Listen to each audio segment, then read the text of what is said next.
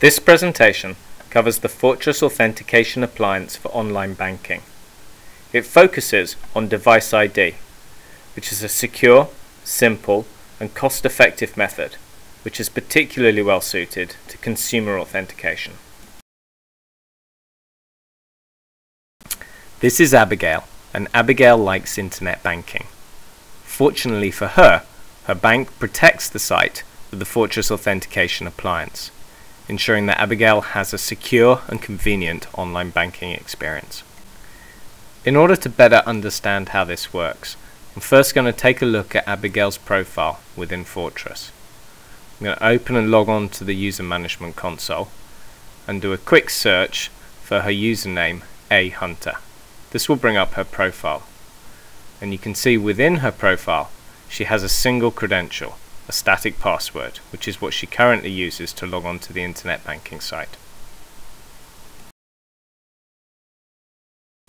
Now, when Abigail logs on to the internet banking site, a relatively simple sequence of events happens. She enters her username and password onto the logon page. That is submitted by the internet banking application to the 4TRESS Authentication Appliance, and 4TRESS responds with a yes or a no and updates the statistics and creates an internal audit entry. So if we just follow this process through from Abigail's perspective, she navigates to the bank's home page, enters her user ID, Hunter, clicks next, enters her password, clicks login, and she's into the internet banking site. And now if we go back into the 4TRESS management console and refresh the view on her profile, we can see that the field showing her last login date and time has been updated accordingly. However, Abigail's bank has a number of serious concerns with static passwords.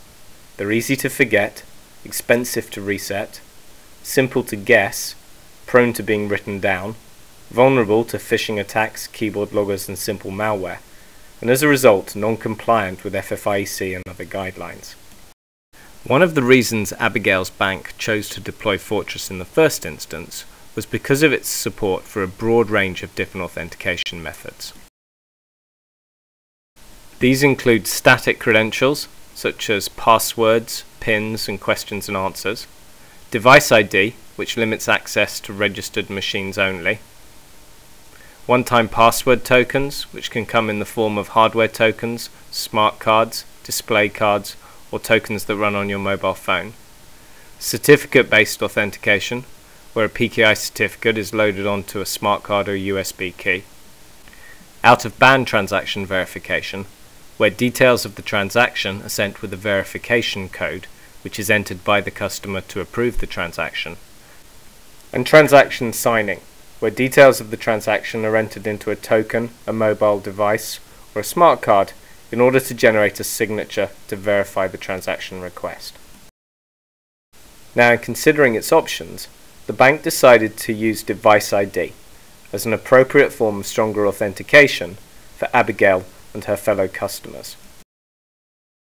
DeviceID works by registering machines against specific accounts, so that in order to gain access to a particular account, the user must have access to the machine that's registered for that account.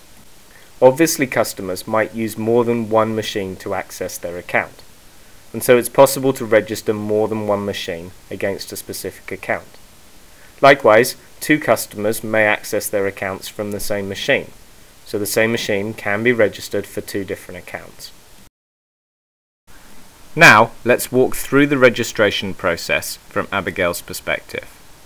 She clicks on a link on the site and confirms that she wishes to register this machine to access her accounts through the internet banking service. She's prompted to enter her username and password to prove her authority to register this machine. She's now going to be prompted for a PIN, and that PIN protects the credential on the machine, so that users who have access to the machine other than Abigail can't gain unauthorized access to her accounts. She enters the PIN, confirms it, clicks activate, and she's completed the registration process. In order to better understand what's going on behind the scenes, let's take another look at Abigail's profile in 4TRESS.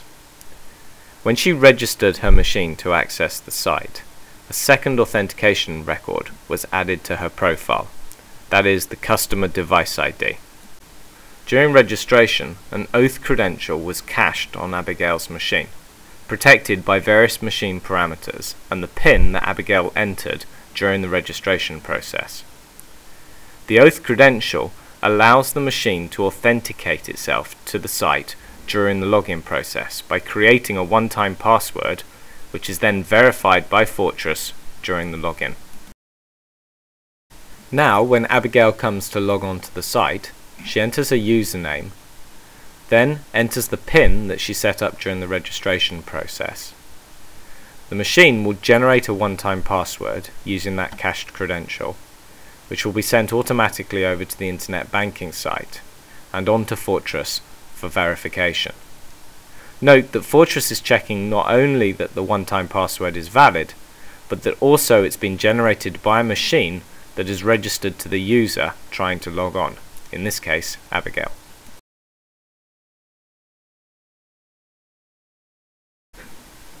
Now let's take a look at the updated login process from Abigail's perspective. As always, she enters her username, ahunter, and clicks Next, and she's presented with a visual representation of the token. She keys her PIN, the one that she set up during the registration process, into the keypad on the token. This is done in this way, rather than simply entering the PIN into a form field, in order to provide an additional level of protection against keyboard sniffers. Abigail pastes the password into the password field, clicks Login, and she's securely logged on to her internet banking site. While some banks like the idea of displaying a visual representation of the hardware token, other banks prefer to hide that completely. And so the system can also be deployed in a mode whereby the image of the token is not displayed, and the user simply enters his or her PIN into a form field on the page, hits Login, and is logged on to the account. So in summary, the ActivIdentity 4TRESS Authentication Appliance enables banks to implement a secure and convenient online banking experience. It provides a wide range of different authentication methods, including DeviceID, which we focused on in this presentation, as a cost-effective way of implementing two-factor authentication without the overhead, cost, and inconvenience of deploying hardware devices to customers. Thank you for taking the time to listen to this presentation. For more information on ActivIdentity's wide range of solutions, please visit us at actividentity.com. Thank you.